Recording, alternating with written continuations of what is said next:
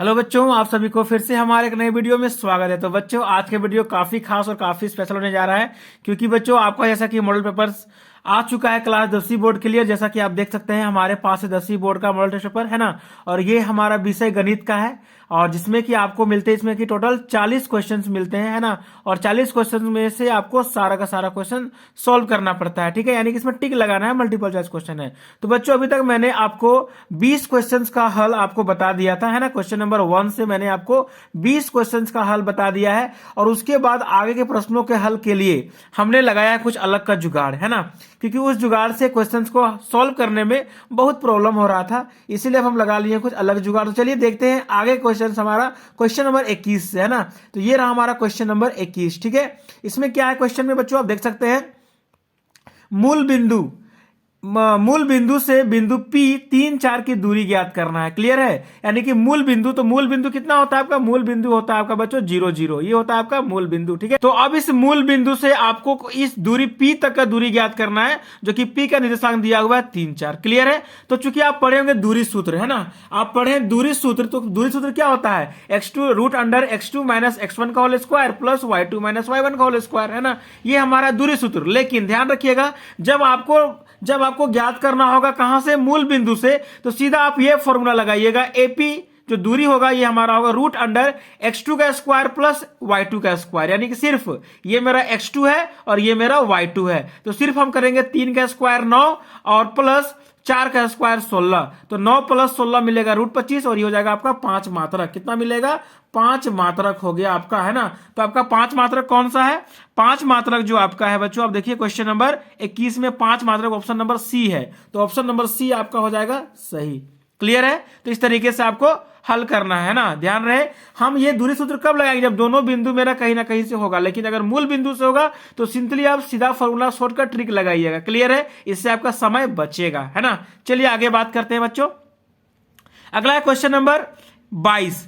बिंदुओं 2 5 तथा 4 7 को मिलाने वाले रेखाखंड का मध्य बिंदु है। यानी कि बच्चों देखिए, दो बिंदु की बात कर रहा है, बिंदु ए मान लेते हैं 2 5 और बिंदु बी मान लेते हैं 4 7। ये दोनों बिंदु के मध्य बिंदु का जो बिंदु होगा, यानी कि मध्य का जो बिंदु होगा, तो इन दोनों के बीच का मध्य कहां है, अगर यहां बीच लेते हैं तो ये मेरा हो जाएगा मध्य, है ना। तो इस मध्य में जो बिंदु होगा एक्स वाई, ये एक्स वाई आपको ज्ञात करना है। तो इसके लिए आप लोग पढ़े होंगे विभाजन सूत्र, पढ़े हैं ना। तो विभाजन सूत्र में आपको बहुत लंबा चौड़ा फॉर्मूला था, क्या था, m1 x2 प्लस, है ना, वो जो विभाजन सूत्र आप पढ़े होंगे, ये पढ़े होंगे m1 x2 plus m2 x1 bye m1 plus m2। बहुत लंबा चौड़ा फॉर्मूला था, है कि नहीं है। तो वो फॉर्मूला आपको लगाना है, लेकिन ध्यान दीजिएगा, जब आपको मध्य बिंदु निकालना है ना, जब आपको मध्य बिंदु निकालना है तो उसके लिए सिंपल सा डायरेक्ट फॉर्मूला आपका लगाइएगा। क्या लगेगा, ये x y is equal to x1 plus x2 by 2 और y1 प्लस y2 बाई 2। सीधा फॉर्मूला आपको फिर लगाना है। क्लियर है। इससे आपका समय बचेगा, है ना। कब, जब हमारा मध्य बिंदु निकालना होगा तब। क्लियर है। तो उसके लिए हम क्या करेंगे, x1 x2, आप यहां से x1 मेरा 2 है और x2 मेरा 4 है, तो 2 प्लस 4 लिख दीजिएगा, है ना, बाई 2, और y1 प्लस y2 बाई 2, है ना। y1 कहां पर हमारे पास है 5 और यहाँ y2 है 7, तो y1 प्लस y2 बाई 2 कर दिए 5 प्लस 7 बाई 2, ये मिलेगा 6/2 और ये मिलेगा 12/2, कट के मिलेगा 3 और 6, तो मेरा एक्स वाई कितना मिल गया, 3 और 6। क्लियर है। तो इस तरीके से आप निकालेंगे तो आपका ऑप्शन कितना हो जाएगा सही में, ऑप्शन नंबर सी जो है आपका 3 6, ये हो जाएगा आपका सही, ऑप्शन नंबर सी फिर से सही। क्लियर है। चलिए आगे देखते हैं। तो अगला क्वेश्चन है बच्चों हमारा क्वेश्चन नंबर 23, है ना। 23 में क्या दिया हुआ है बच्चों, 2 साइन ए बराबर साइन 2 है तो ए का मान कितना होगा, है ना। ये एक बढ़िया क्वेश्चन है, और ये क्वेश्चन त्रिकोणमिति का है ना। यानी कि दिया हुआ है 2 साइन ए बराबर साइन 2 है, तो साइन मतलब ए का, यानी कोण ए जो है यहां पर, ये कोण ए कितना होगा। क्लियर है। तो आपको कोण ए का मान ज्ञात करना है। चलिए देखते हैं कैसे निकालेंगे। तो आप यहां पर देख सकते हैं हमारे पास क्या दिया हुआ है, हमारे पास है 2 साइन ए बराबर साइन 2a दिया हुआ है ना। तो देखिए यहां पर हमारे पास ऑप्शन में बहुत सारे ऑप्शन है, जैसे कि हमारे पास ऑप्शन में क्या क्या दिया हुआ है, तो ऑप्शन में दिया हुआ है 30 डिग्री, 45 डिग्री, 0 डिग्री, है ना, और 90 डिग्री। ठीक है।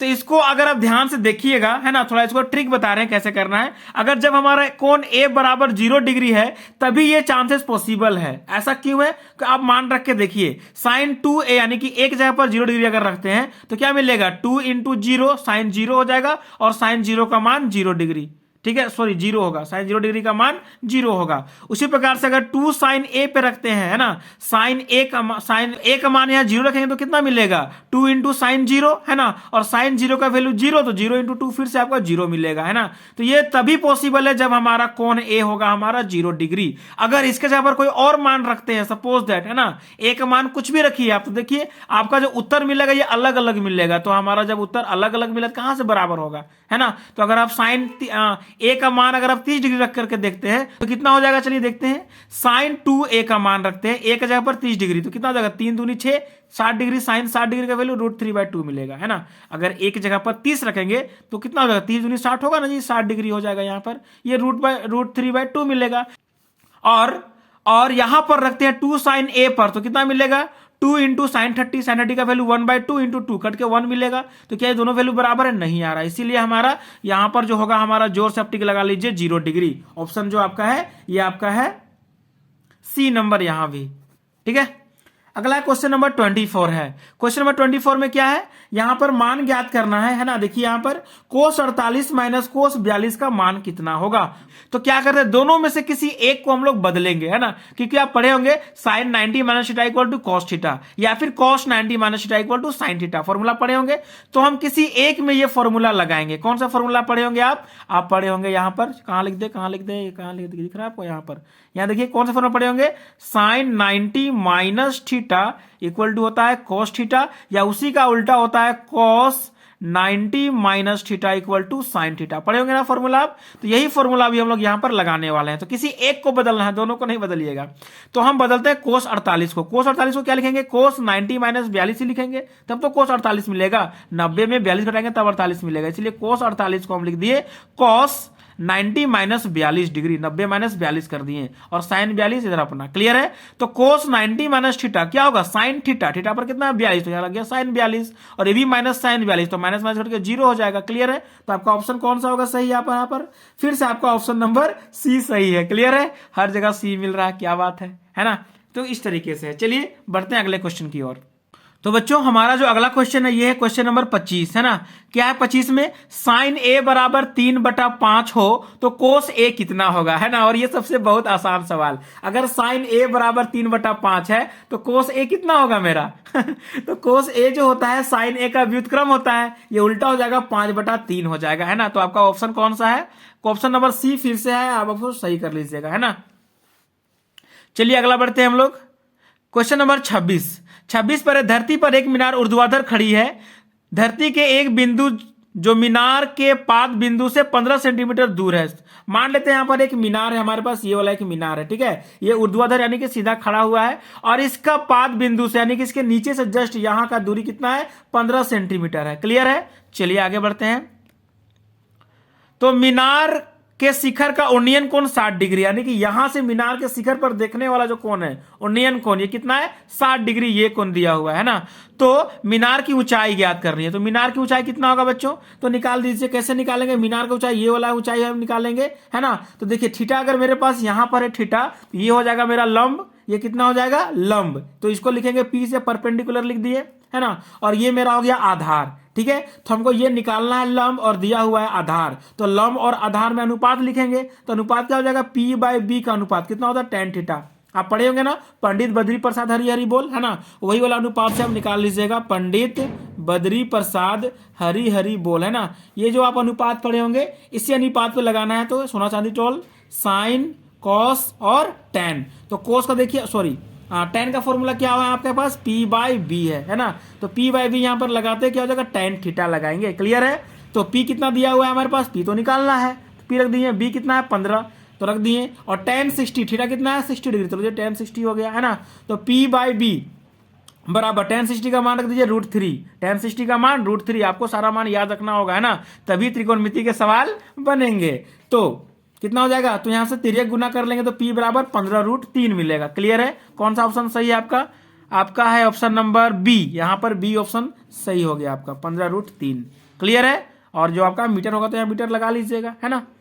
चलिए अगला है क्वेश्चन नंबर 27, है ना। तो चलिए बच्चों देखते हैं क्वेश्चन नंबर 27 क्या है आपका। क्वेश्चन नंबर 27 जो आपका है, त्रिभुज पी क्यू आर में जिसका कोण क्यू समकोण है। एक त्रिभुज हमारे पास है पी क्यू आर, ये देखिए हमारे पास यहाँ पर एक त्रिभुज है पी क्यू आर जिसमें कि कोण क्यू मेरा समकोण है। क्लियर है ना। अच्छा आगे बढ़ते हैं। पी क्यू हमारा 3 सेंटीमीटर दिया हुआ है। पी क्यू ये जो मेरा है ना, पी क्यू मेरा 3 सेंटीमीटर है और पी आर मेरा 6 सेंटीमीटर है। ये पी आर मेरा 6 सेंटीमीटर है। तो आपको ज्ञात करना है कौन क्यू पी आर का मान होगा। कौन क्यू पी आर, ये कौन निकालना है। क्लियर है। तो जो कोण निकालना है इसको मान लिए थीटा, हम लोग क्या मान लिए थीटा। तो थीटा से जस्ट सामने वाला कोण जो होता है ये होता है लंब, है ना। क्लियर है। और जो सबसे लंबा होता है वो तो मेरा कर्ण होता है। तो बचा कि आधार ये हो जाएगा मेरा, है ना। जो थीटा से सटा हुआ रहेगा वो आधार कहलाता है। क्लियर है। तो यहां हो जाएगा आधार, ये हो गया लंब और ये हो जाएगा मेरा कर्ण। तो हमें ज्ञात क्या करना है, हमें ये कोण ज्ञात करना है। ये कोण कितना होगा, थीटा ज्ञात करना है यहाँ पर, है ना।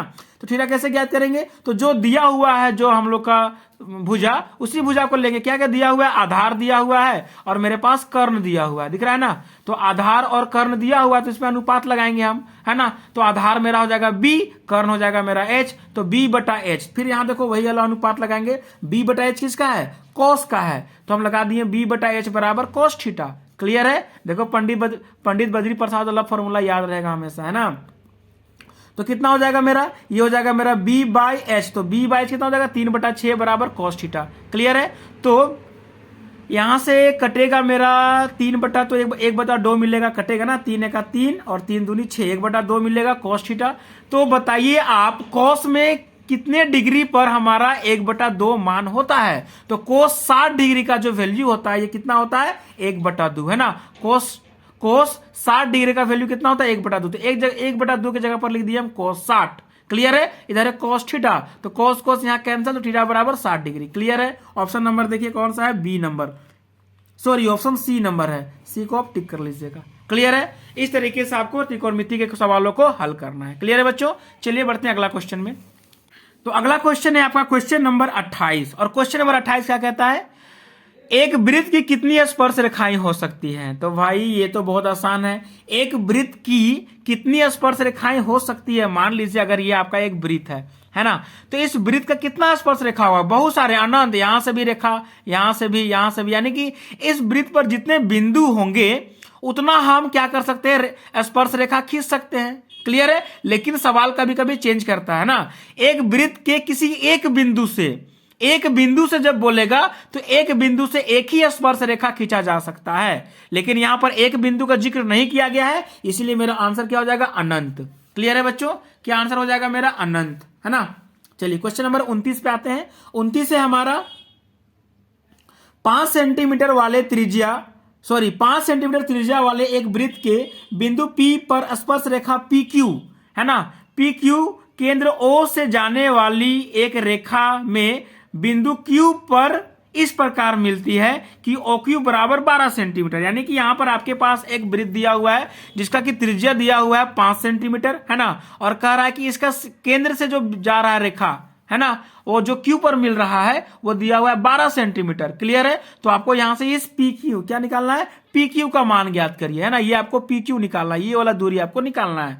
तो आपको पता होगा कि कोई भी स्पर्श रेखा पर, है ना, ये एक स्पर्श रेखा हो गया मेरा, एक बिंदु पर छू रहा है Q पर, है ना। तो कोई भी स्पर्श रेखा पर जो त्रिज्या होता है वो क्या होता है, इस पर लंब होता है ना। जो त्रिज्या यहां पर बनेगा इस स्पर्श रेखा पर, ये बिंदु P पर त्रिज्या वो क्या होगा, लंब होगा। तो जब ये लंब होगा तो ये त्रिभुज कैसा बन गया मेरा, ये बन गया आपका समकोण त्रिभुज, है ना। और समकोण त्रिभुज में हमें पता है जब 2 भुजा दिया हुआ रहेगा तो तीसरा भुजा निकालने के लिए हम लगाएंगे पाइथागोरस प्रमेय। तो लगा दिए पाइथागोरस प्रमेय, PQ का स्क्वायर बराबर OQ square minus OP square, है ना। चूंकि ये मेरा क्या है, आधार हो जा रहा है, ये मेरा लंब ये है, तो लंब में घटा देंगे हम लोग, है ना। इसीलिए यहां पर हो गया। तो लगाइए, तो बहुत आसान सा हो गया। तो ये हो गया आपका 119 √119 हो गया, है ना। ऑप्शन में देखिए कहां पर आपका है, √119 आपका है, ऑप्शन नंबर डी है। क्लियर है। इसको टिक लगा दीजिएगा। ये आपका एक किताब का ही क्वेश्चन है ना, सारा क्वेश्चन तो किताब से ही है, ठीक है, कोई क्वेश्चन बाहर से नहीं है। चलिए अगला क्वेश्चन है हमारा क्वेश्चन नंबर 30, है ना। और क्वेश्चन नंबर 30 है बच्चों, थोड़ा ध्यान से देखिए इसको। क्वेश्चन नंबर 30 जो आपका है, क्वेश्चन नंबर 30 जो आपका है ना, ये है यदि टीपी टीक्यू केंद्र ओ वाले किसी वृत्त पर दो स्पर्श रेखाएं हैं, दो स्पर्श रेखा है टीपी और टीक्यू, है ना, ठीक है, जो केंद्र ओ है इसका वृत्त का केंद्र ओ, है ना, तो दो स्पर्श रेखाएं इस प्रकार है कि कोण पी ओ क्यू बराबर 110 डिग्री है, तो पी ओ क्यू जो है कि मेरा 110 डिग्री है ना, तो क्या ज्ञात करना है, तो मेरा कोण पी टी क्यू कितना होगा, तो मेरा कोण पी टी क्यू ये कोण कितना होगा, है ना, तो आपको पता होगा ये एक स्पर्श रेखा है और ये त्रिज्या इस पर लंब हो गया, ये मतलब ये 90 डिग्री, यहां पर भी ये स्पर्श रेखा ये त्रिज्या, है ना, तो ये मेरा लंब हो गया, ये भी हो गया 90 डिग्री, क्लियर है। तो बचा क्या हमारे पास, यहाँ 110 डिग्री, तो ये बचा कितना हमारे पास 70 डिग्री, है ना, ये तो बहुत आसान सवाल था, तो ये हमारा हो गया कोण पी टी क्यू बराबर 70 डिग्री, क्लियर है बच्चों। सो इस तरीके से आपको फटाफट सॉल्व करना है ना, बिना टाइम लिए, क्लियर है। चलिए,